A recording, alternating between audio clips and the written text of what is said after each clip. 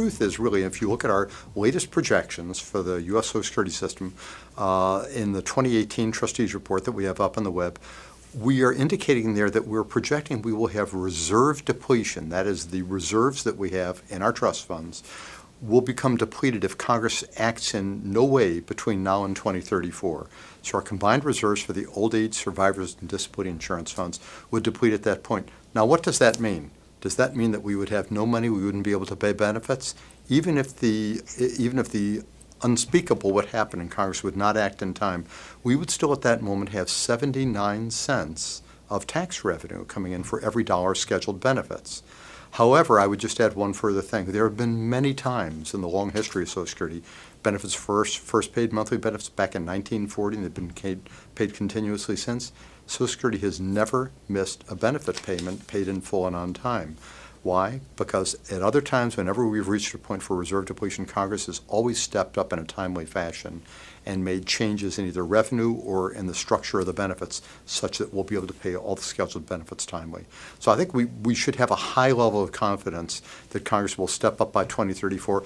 But even if it were to happen they didn't, we'd still have about 80% of scheduled benefits still fully payable at that point in time.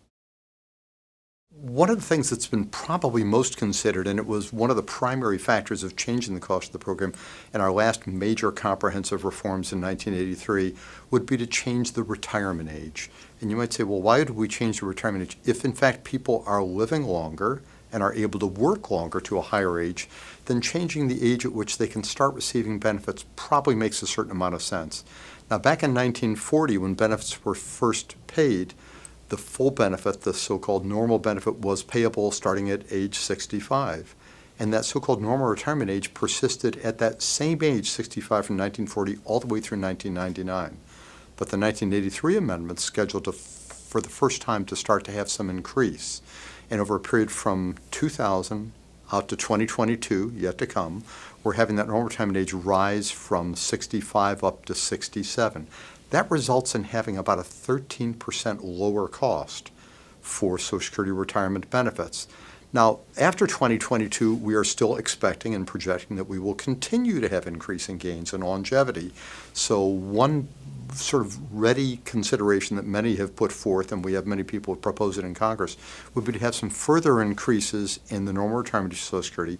And we estimate to just sort of keep the revenues and the benefits in sync.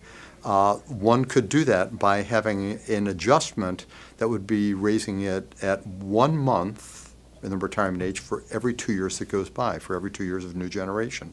And that would basically keep the relationship between the number of people or the number of years you might expect to live in retirement after the normal retirement age compared to the number of years that you'd be at working age between 20 and the normal retirement age, to keep those in proper ratio to each other or at the same ratio. And basically, that would insulate the cost of the Social Security program from increasing longevity in the future. So there is a ready approach which would, in fact, arguably lower benefits, but it would lower benefits by in effect, requiring that people start receiving their benefits at a somewhat higher age, which hopefully would be in sync with their greater longevity. And when people are living longer, we would like to think, and in general it's true, that people at any given age, whether it be 65 or 70, they tend to be healthier at that age if the death rate is lower.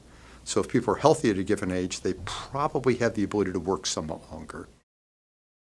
The two main ways that have really been considered for increasing revenue for Social Security, one is, remember that we have, for the year 2018, which we're now closing in on finishing, all of the people who make under $128,400 during the year will pay the 12.4% tax rate, half by them and half by their employer, throughout the whole year.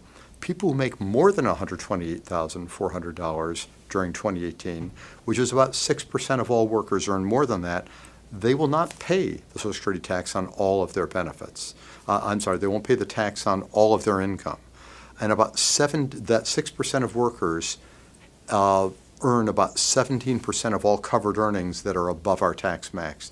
So the two primary ways that people have looked at making a change would be to either increase our taxable maximum somewhat, or to even potentially eliminate it altogether. I think it was back in 1994, Medicare was facing some financial situation, and they eliminated their taxable maximum altogether. So now you all pay the 2.9% on all your earnings above $128,400.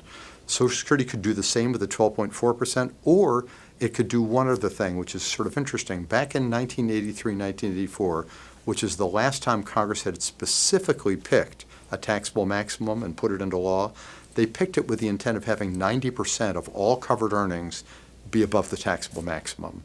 And it worked for 1983 and 1984, that worked.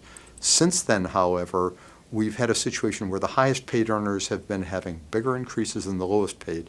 And as a result, rather than having 90% of all earnings be above the taxable maximum, we're down now at about 83%. So we could raise the taxable maximum by enough to get it back to the 90% that Congress had intended back in early in the 1980s, and that would solve a similar share of our long-term shortfall as indexed in the retirement age. Each one would solve about 1/4 of our long-term shortfall. So even the two of those together wouldn't completely fix our shortfall in the future, which again is largely due to changes in demographics, but they would go a long way.